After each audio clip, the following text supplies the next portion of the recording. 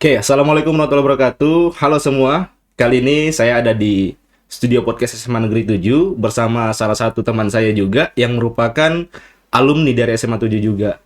Nah, kali ini kita akan sedikit mengobrol seputar pembahasan yang mungkin bisa kita sharing juga sebagai alumni kepada teman-teman yang masih sekolah di SMA 7 dan juga mungkin nanti untuk alumni-alumni juga yang menonton podcast ini. Boleh untuk pertama saya boleh diperkenalkan dulu dari namanya. Baik, Assalamualaikum warahmatullahi wabarakatuh. Sebelumnya perkenalkan saya Muhammad Fahrul. Saya alumni tahun 2018 dari SMA Negeri 7 Balikpapan. Alumni 2018 ya? 2018 benar. Ya, jadi Fahrul ini satu angkatan sama saya. 2018 kita lulus ya. Iya, benar. Dan sekarang baru ketemu lagi, kita sempat ngobrol di podcast ini. Nah, ini kan kita bisa dibilang ini playlist baru kayaknya nanti. Playlist baru di konten podcastnya SMA 7 yang mana ngobrol bareng alumni. Jadi sesama alumni kita ngobrol. Nah, saya mau tahu bagaimana sih pengalamannya Fahrul ini waktu di SMA seperti apa, mulai dari cerita bagaimana belajar di SMA 7, kemudian juga kalau ada pengalaman organisasi, coba boleh diceritakan seperti apa dulu. Baik, saya buka ya cerita tentang diri saya hari ini. Kalau ditanya selama bersekolah di SMA 7, saya dibanding siswa yang lain mungkin agak lain ya durasi sekolahnya. Maksudnya agak lain nggak apa itu? Saya semasa SMA itu sempat ada mengalami penyakit liver. Itu dikarenakan itu tadi yang mau dibahas, organisasi. Karena kebanyakan berorganisasi. Karena organisasi Ya, berarti ya? bukan karena organisasinya, tapi karena sayanya yang pribadi terlalu terobsesi untuk berkegiatan di saat masa SMA dulu. Saya awal masuk sekitar bulan Juli 2015 di SMA 7. Saya langsung mendaftar di Paskibra, pasukan pengibar bendera, yang bertugas saat itu mengibarkan di tingkat kecamatan di Embarkasi Haji, Di Bekasi. di seberang SMP Negeri 8. Setelah selesai pengibaran, latihan dan lain-lain selama kurang lebih 2 minggu menjelang pengibaran, masuk sekolah, saya langsung daftar di OSIS SMA Negeri 7 dan secara kebetulan entah apa yang dipikirkan senior OSIS saat itu, saya langsung diangkat ke pengurus inti, ditempatkan sebagai humas internal.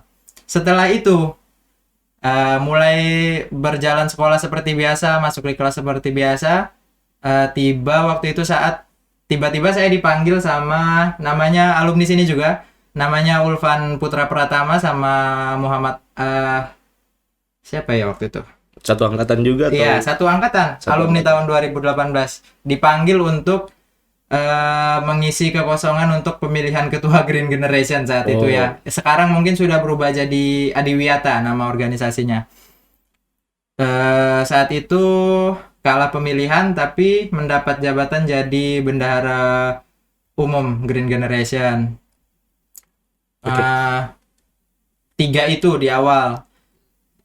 Untuk organisasi, tapi di luar organisasi karena saya siswa yang bisa dibilang apa ya bahasanya super aktif lah.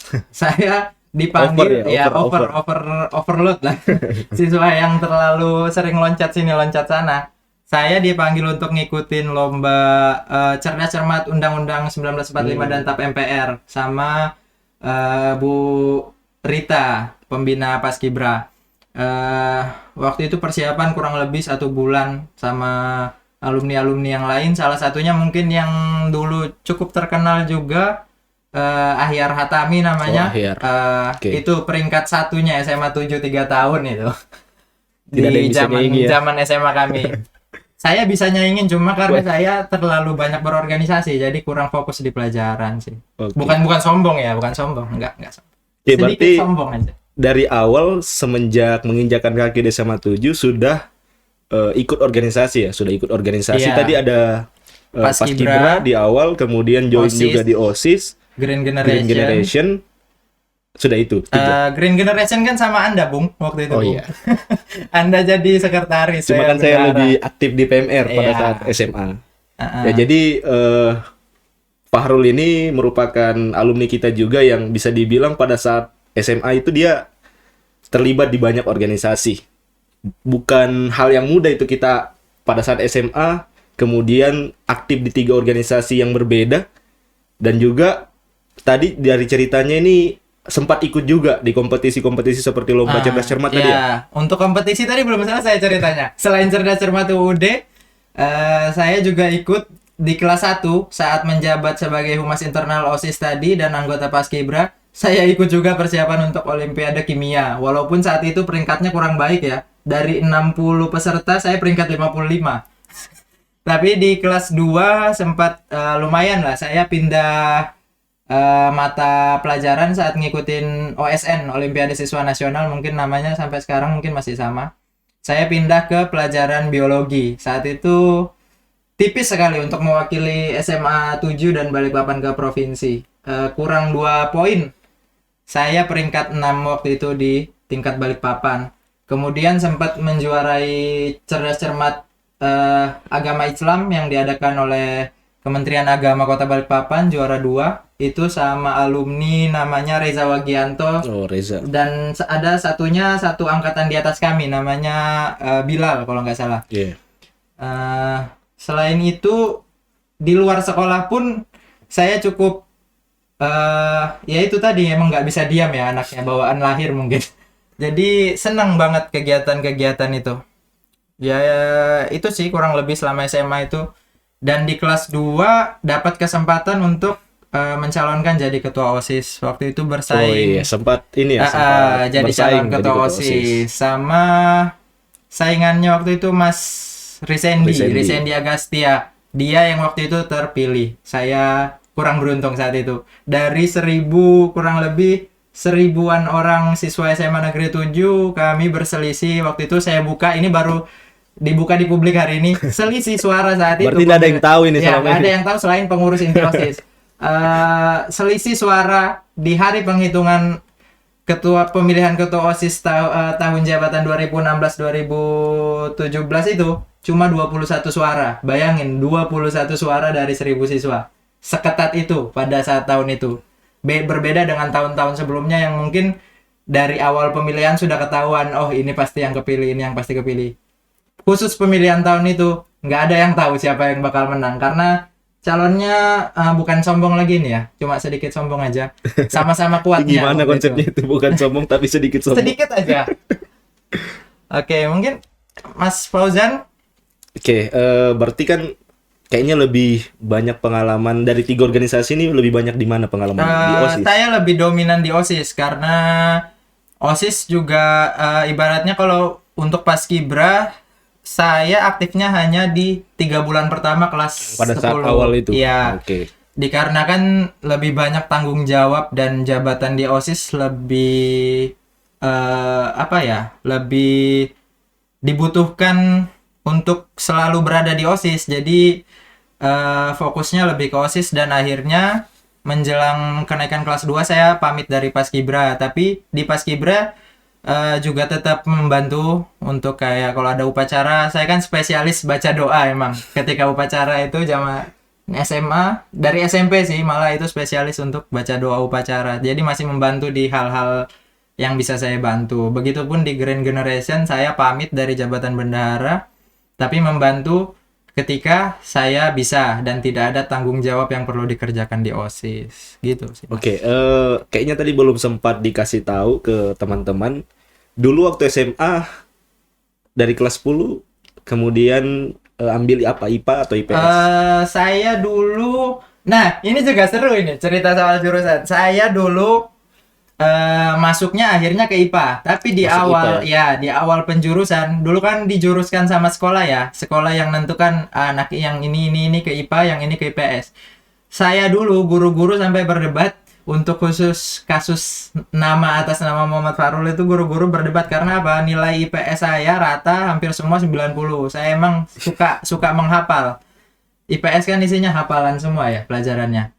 Nah, tapi karena permintaan orang tua untuk masuk ke IPA. Akhirnya saya coba sampaikan ke wakil kepala sekolah saat itu Pak Hasan Japri, Pak, saya ada permintaan dari orang tua harus ke IPA. Loh, tapi guru-guru ini semua bersikeras, Le. Kamu harus masuk di IPS karena nilaimu memang rata 9 di IPS. Sementara di IPA waktu itu nilai saya cuma 2-3 poin di atas KKM. Artinya lebih dominan nilai IPS yang tinggi. Iya, jadi guru-guru itu sampai berdebat. Akhirnya wali kelas saat itu juga ketika penyerahan rapot, pokoknya itu wali kelas saya kelas 10 itu host podcast juga di Seven Podcast ini, Bu Debbie Ifka itu. Ketika nyerahkan rapot itu, pokoknya kalau ada apa-apa di pertengahan saya nggak tanggung jawab. Iya. Gitu sih dulu, sempat ada kehebohan sedikit lah. Berarti pada IPA. saat dulu IPA ya. IPA. Walaupun Akhirnya nilai IPS IPA. yang lebih tinggi. Iya, walaupun guru-guru sampai sekarang masih Sebenarnya nggak ada masalah sih. Nggak ada masalah. Saya pribadi juga sebenarnya hampir sama ceritanya kayak Iya. Farul ini.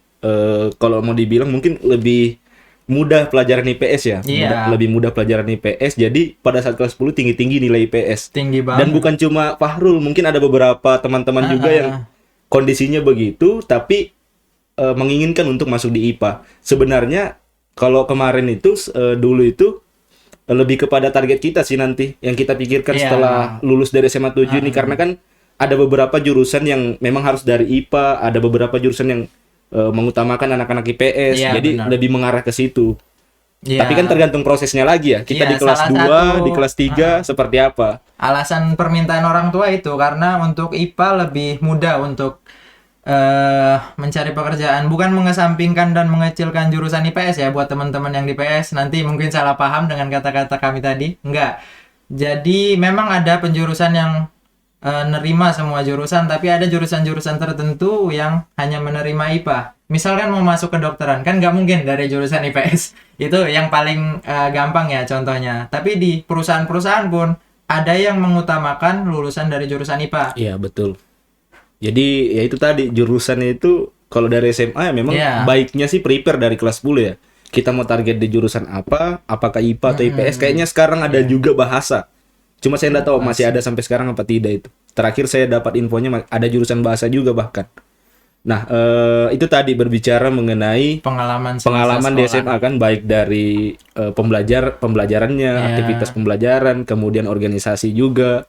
Dan mana kita tadi sudah dengar Fahrul ini aktif di organisasi. Nah, yang mau kita tahu sekarang itu boleh diceritakan bagaimana setelah dari SMA 7 ini kemudian menginjakan kaki di luar SMA 7.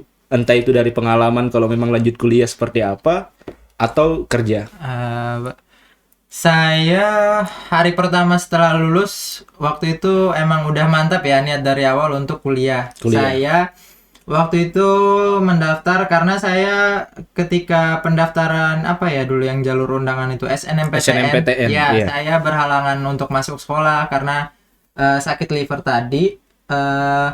Berarti Jadi- sempat dapat SNMPTN? Enggak, saya Nggak dapat? enggak dapat kesempatan untuk SNMPTN karena waktu itu enggak masuk sekolah. Masuk sekolah itu sudah kurang 2 bulan menjelang UN. Itu pun karena dari kepala sekolah dan wakil kepala sekolah, Pak waktu itu yang menjabat Pak Ali Arham dan Pak Hasan Japri itu datang ke rumah untuk cari jalan keluarnya. Akhirnya nilai-nilai di semester 1 kelas 3 dibantu sama guru-guru. Melihat juga track record saya selama kelas 1 kelas 2 yang selalu aktif membantu kegiatan-kegiatan sekolah dan aktif untuk ikut lomba-lomba keluar. Jadi guru-guru setuju semua untuk membantu dan akhirnya saya bisa ngikutin UN bareng teman-teman yang lain termasuk Mas Faujan saat itu. Ketika lulus saya daftar dan sempat kuliah kurang lebih 4 semester di Universitas Balikpapan. Uniba ya? Ya, saya di jurusan hukum. Impact yang saya dapatin ya selama bersekolah di SMA 7 yang saya kemudian bisa terapkan di bangku kuliah itu ya salah satunya hasil dari organisasi tadi. Apa itu? Makanya untuk ini tips dan saran dari saya untuk yang kelas 1 kelas 2 manfaatin 2 tahun yang kalian punya karena kelas 3 itu udah pasti fokus UN. Manfaatin di kelas 1 dan kelas 2 yang sudah ngikutin organisasi, fokus di organisasi kalian. Kalau kalian mau coba yang agak ekstrim sedikit kayak saya, mengikuti banyak kegiatan di satu waktu yang bersamaan, boleh dicoba. Tapi kalau stres, tanggung masing-masing. Impact-nya sih, ya itu ketika kita berhubungan dengan senior di bangku kuliah itu kan masih di Indonesia ini masih kental banget ya, namanya Senioritas gitu ya. di bangku kuliah. Iya, beberapa kampus Masih berkembang sampai sekarang. Tapi kan nggak semua ya. Iya, nggak semua. Udah mulai dihilangkan kan. Iya. Itu pun juga permintaan dari kementerian-kementerian terkait untuk menghilangkan budaya-budaya lama yang kurang bermanfaat seperti itu. Itu bagaimana ngadepin senior, gimana kita bisa tetap tenang di posisi yang ditekan. Lebih ke mental berarti ya. Iya, mental. Oke. Fungsinya organisasi yang paling utama itu menurut saya pribadi membentuk mental seorang bukan seorang Individu. siswa lagi ya, seorang individu manusia. Ketika kalian di dunia luar, di dunia kerja yang sebenarnya, itu pasti akan terasa efeknya. Tapi waktu itu saya kurang tidak bisa menyelesaikan studi S1 saya karena sempat pindah domisili di Jawa Timur, di Surabaya. Karena ada keperluan keluarga membantu bisnis orang tua lah. Itu kurang lebih. Kalau sekarang kegiatan saya di dunia kerja, masuk ke dunia kerja kurang lebih baru beberapa bulan terakhir.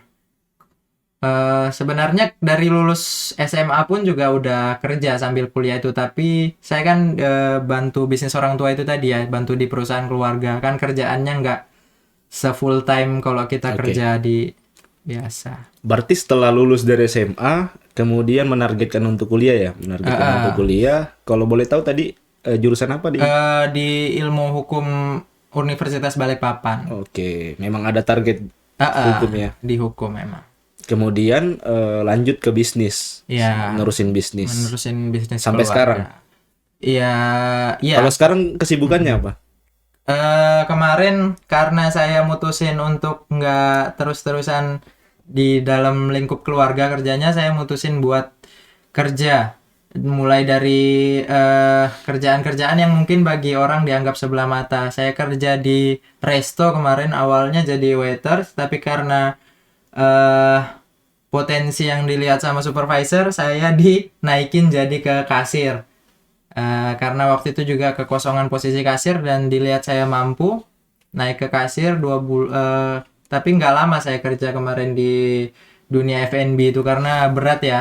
Buat teman-teman tuh pasti kalau kerja ke dunia F&B itu pulang tengah malam. Iya. Yang shift 2 itu. Akhirnya saya mengundurkan diri. Untuk sementara ini setelah mengundurkan diri lagi proses pencarian kerja lagi. Ini lagi dalam proses interview di perusahaan PT Rupi Digital Indonesia, itu semacam joint vendornya Telkomsel. Jadi memasarkan produk-produknya Telkomsel. Tapi tidak berada di bawah manajemennya Telkomsel langsung. Oke, berarti setelah lulus dari SMA 7, kemudian tadi lanjut kuliah dan sempat diceritakan juga sempat kerja ya, kerja.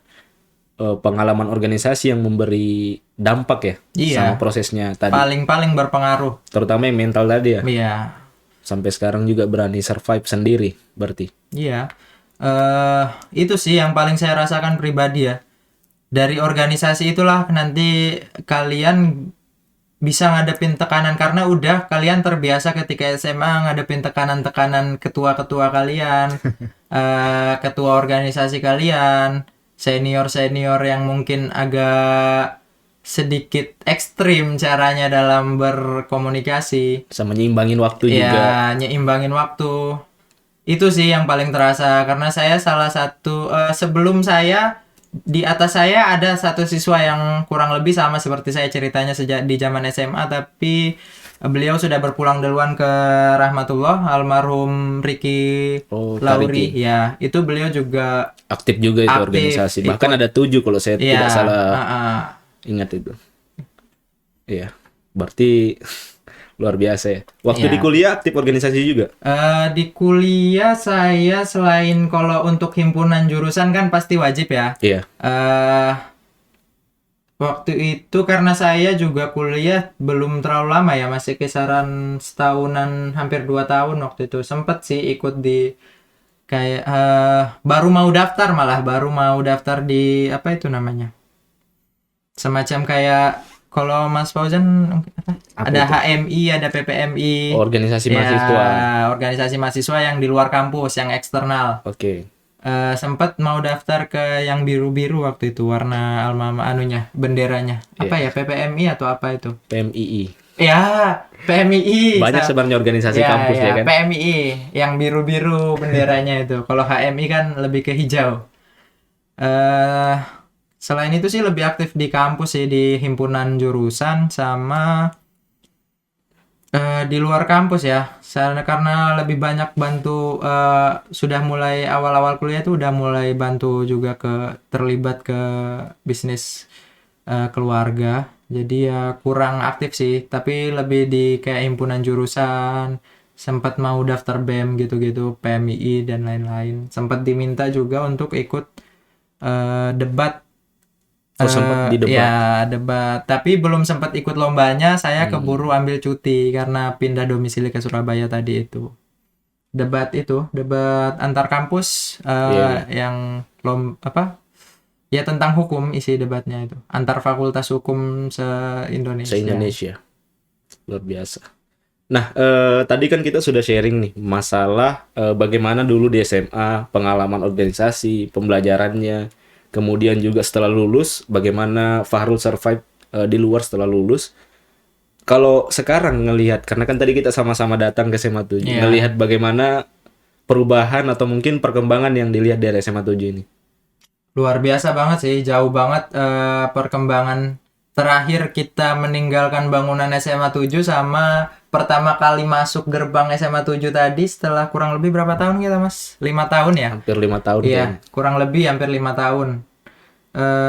Jauh sih dari fasilitas, kemudian masjid yang mungkin sebentar lagi dalam hitungan beberapa bulan insya Allah selesai. Mungkin donatur-donatur yang berniat untuk membantu menyelesaikan bisa hubungi ke pihak sekolah. Tapi kan sudah ditempati juga Iya.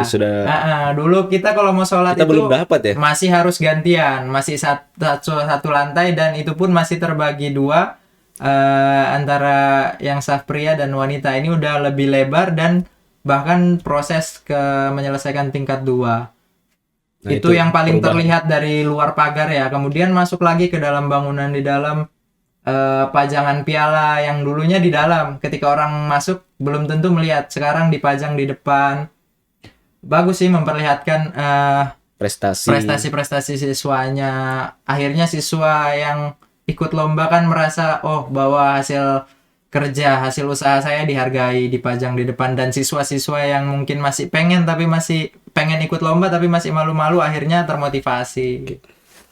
Terus bangunan-bangunan udah jauh lebih tertata rapi ya dibanding zaman sekolah kami dulu. Bukannya dulu nggak rapi, tapi belum semaju sekarang lah pembangunannya. Iya. Tapi kan memang biasa ada beberapa bahasa itu dia bilang kalau alumninya sudah lulus biasanya SMA 7 SMA-nya itu berubah. Nah, inilah yang kita lihat tadi. Memang kalau dari segi bangunan dari SMA 7 ini kayaknya sudah luar biasa ya untuk yang sekarang. Ibaratnya kalau mau bahasa kasarnya udah bersaing lah sama SMA di kota. Kita kan SMA 1 juga sebenarnya, satu-satunya di Balikpapan Timur gitu, SMA negeri.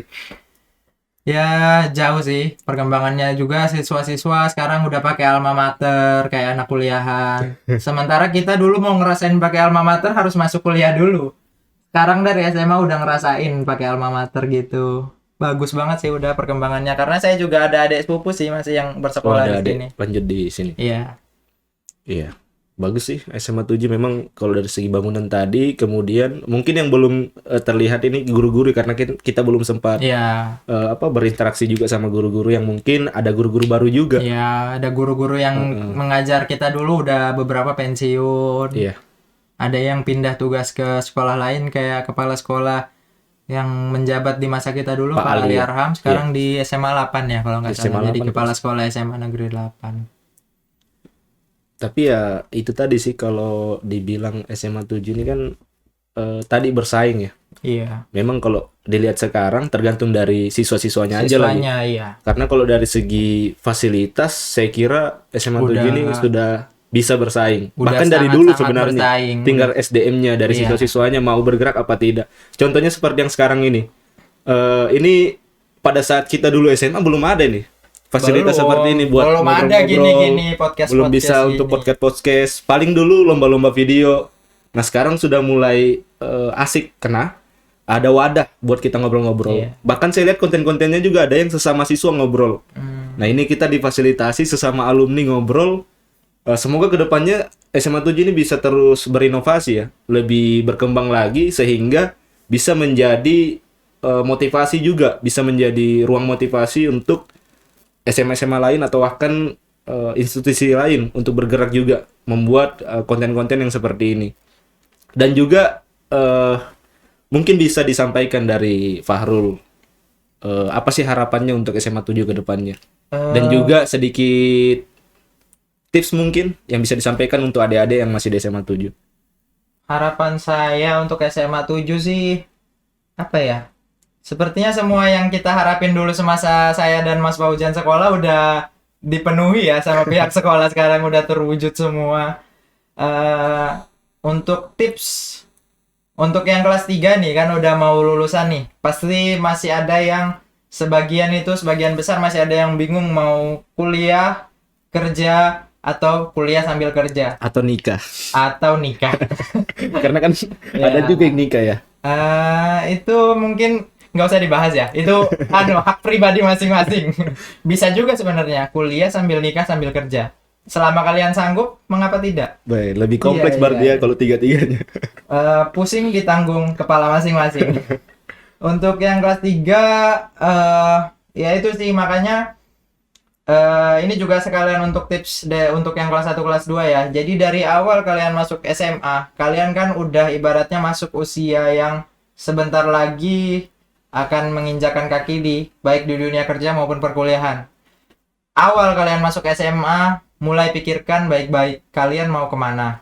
Mau kuliah atau mau kerja. Atau kalau kalian sanggup, pikirkan aja kalian mau jadi apa nantinya. Gak usah pikirin kuliah kerjanya dulu. Kalian mau jadi apa? Kalian mau jadi pengacara kah? Atau jadi jaksa, jadi hakim? Atau mungkin di profesi-profesi lain kalian mau jadi seorang videografer, fotografer, atau masuk ke ranah pemerintahan publik mungkin? Jadi siapkan di otak kalian dan tanamkan itu, tekadkan itu, saya mau kejar cita-cita saya yang itu. Jadi kalian di dalam perjalanan selama SMA bisa fokus untuk memaksimalkan waktu kalian yang ada di SMA tadi. Nggak bingung nentuin mau kesini, kesana, kesini. Makanya jangan dengerin bisikan-bisikan dari kanan kiri. Pikirkan kalian maunya apa.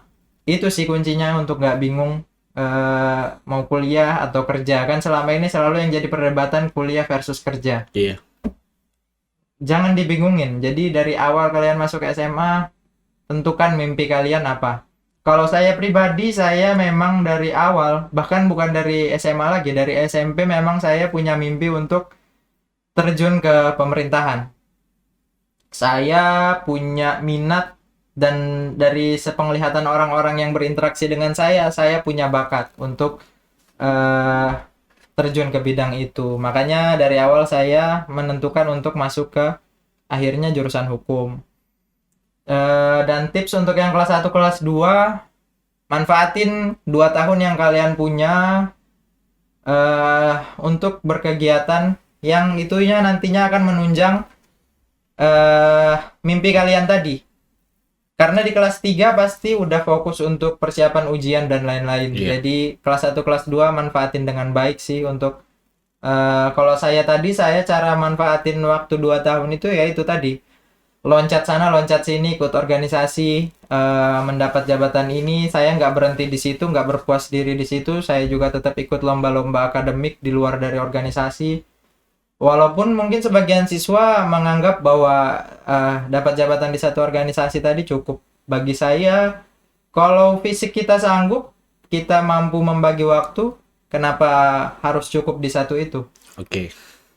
Itu sih Mas Iya. Fauzan. Jadi kembali ke kebutuhan kita sih Iya. selama SMA, dari pertama masuk SMA 7, kita ini mau apa ke depannya. Iya. Nah, itu seandainya mungkin waktu bisa diulang, banyak itu alumni-alumni yang mau ngomong seperti itu. Iya. Saya harus seperti ini dari awal, karena memang terasa nanti setelah lulus. Kuncinya itu satu kata itu aja sebenarnya untuk menghindari kebingungan kalian. Kalian maunya apa? Tanya ke hati kecil kalian. Kalian maunya apa? Itu sih sebenarnya kuncinya. Oke, mungkin kita dari harapan tadi, dari tipsnya tadi, semoga ini bisa terdengar juga sama teman-teman yang masih menempuh pendidikan di SMA 7, sehingga nanti setelah lulus itu nggak bingung lagi mau kuliah, mau kerja, atau bahkan Ya. mau menikah. Usahakan itu dulu sih, Iya. kerja atau kuliah lah. Kalau nikah itu kan Eh, nanti eh. orientasinya pasti Ya. semua ke sana. Dan dari anjuran BKKBN pun usia Wes. ideal untuk menikah. Ada Untuk anjurannya ya? ada. Laki-laki itu di kisaran 25 tahun dan untuk perempuan 21 tahun. Oke. Kalian lulus SMA kurang lebih 17-18 tahun. Untuk yang kayak saya, karena saya lebih cepat 1 tahun dibandingkan angkatan saya, karena sempat akselerasi kelas waktu SD, lulus di usia 17. Jadi hitunglah kalian ibaratnya untuk yang perempuan punya waktu sekitar 3, 4 sampai 5 tahun sebelum masuk ke usia ideal untuk menikah tadi. Dan untuk yang laki-laki, kalian punya waktu kurang lebih 7 sampai 9 tahun untuk ngumpulin jujuran buat lamar doi kalian. Paham ya wilayah itu ya. Oh iya Padahal kan kita belum nikah juga kan? belum. Tapi Oke, harus terlalu- persiapan mental, guys. Ya, semua itu pasti ada target ke Iya. sana. Cuma yang paling penting yang bisa kita fokuskan sekarang adalah bagaimana kita sukses dulu Iya. lah sebelum mengarah ke sana. Makanya itu tadi BKKBN menganjurkan di usia 21 Oke. dan 25 tadi Kayaknya nanti untuk bakal jadi pembahasan sendiri ya. mempersiapkan mental. Mental menikah itu tidak mudah. Kalian bisa lihat contohnya di luar sana, dan mungkin dari kasus yang tengah viral Oke. dalam seminggu belakangan ini, penyanyi yang cukup terkenal ya, tapi Oke. nggak usah kita sebut lah ya. Nggak, itu menyangkut pribadi dan aib orang, tidak boleh dibuka. Mungkin Tapi nanti bisa diundang lah iya, dari mungkin BKPBN buat materi sendiri lagi. boleh nanti saya jadi hostnya juga bisa. Oke. Mungkin itu yang bisa kita diskusikan dari obrolan alumni ini. Harapannya sih setelah ini bisa juga dilihat dari alumni-alumni yang lain, sehingga menyempatkan juga untuk hadir di SMA 7, kemudian bisa ngobrol-ngobrol juga, sharing, agar nantinya bisa jadi motivasi dan masukan juga buat teman-teman yang masih menempuh pendidikan di SMA 7. Ayo guys, kesini guys ya. Ojo Ya. lali. Jadi itu saja yang bisa kita obrolkan. Semoga apa yang kita bahasakan tadi, apa yang kita diskusikan tadi bisa bermanfaat, dan apabila ada kesalahan mungkin Kami minta maaf. iya. Jadi nanti ambil yang positifnya aja Iya. dari pembahasan ini. Semoga poin-poin positifnya bisa diambil, dan mungkin yang kurang penting bisa ya dianggap sebagai candaan belaka lah. Saya pribadi mohon maaf jika mungkin selama menjabarkan pengalaman saya ada sedikit nada-nada kesombongan, ya itu bawaan lahir guys, mohon maaf. Iya. Oke, itu aja. Terima kasih atas waktunya. Sekian. Sekian, wassalamualaikum warahmatullahi wabarakatuh.